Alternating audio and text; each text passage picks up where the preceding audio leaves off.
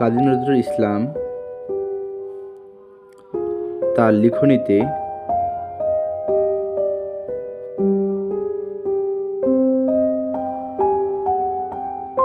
সমাজের বিদ্রোহ এবং সমতার এক নতুন চেতনা তৈরি করেছে। তার কবিতা তার সময়ের সামাজিক এবং রাজনৈতিক অবস্থার প্রতিফলন করে, যেমন তেমনি আজকের যুগেও তার লিখনির যে প্রভাব রয়েছে আমরা সেটি গভীরভাবে অনুভব করতে পারি। কিছুদিন আগে বাংলাদেশে যে কোটা বিরোধী আন্দোলন হয়েছিল, সেটি মনে হয় যে নজরুলের কবিতার সঙ্গে মিলে যায়।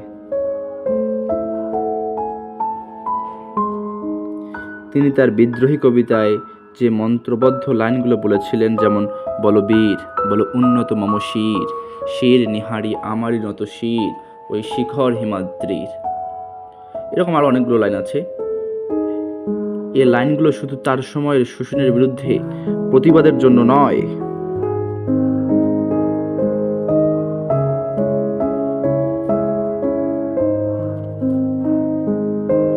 আজকের তরুণ সমাজের কাছেও একটি উদ্বুদ্ধকারী বার্তা। কোটা আন্দোলনে আমরা দেখতে পাই তারই মতো মানসিকতা নিয়ে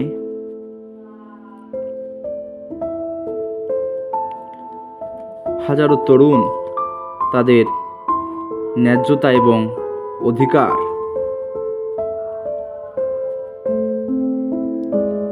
আদায়ের জন্য সংগ্রাম করেছে।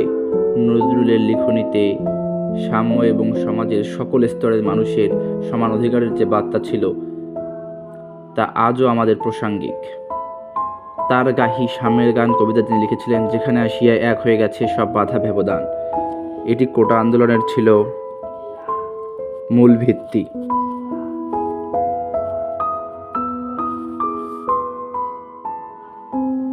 কোটা আন্দোলনে সরকারি চাকরির ক্ষেত্রে, অর্থনৈতিক ক্ষেত্রে যে বৈষম্য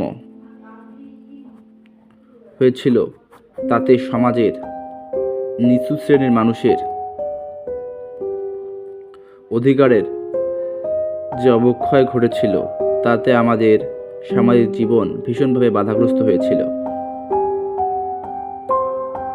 কোটা আন্দোলনে যে প্রতিরোধ গড়ে তোলা হয়েছে, সেটি মূলত কাজী নজরুল ইসলামের এই সাম্যবাদী দর্শনের অনুসরণ আমরা বলতে পারি। নজরুল সাহিত্য শুধু বৈষম্য এবং অন্যায়ের বিরুদ্ধে প্রতিবাদ জানায়নি, বরং এটি একটি দৃঢ় আহ্বান ছিল, যা আজকের কোটা আন্দোলনে গভীরভাবে অনুভূত হচ্ছে। নজরুল যে সমাজের পরিবর্তন, সমতা ও ন্যায় প্রতিষ্ঠার স্বপ্ন দেখেছিলেন, তা এ সমাজের কোটা আন্দোলনের মাধ্যমে বাস্তবায়িত হয়েছে। নজরুলের কবিতার প্রত্যেকটা লাইন যেন আজকের কোটা আন্দোলনের সঙ্গে মিলে যাচ্ছে। ঠিক আছে,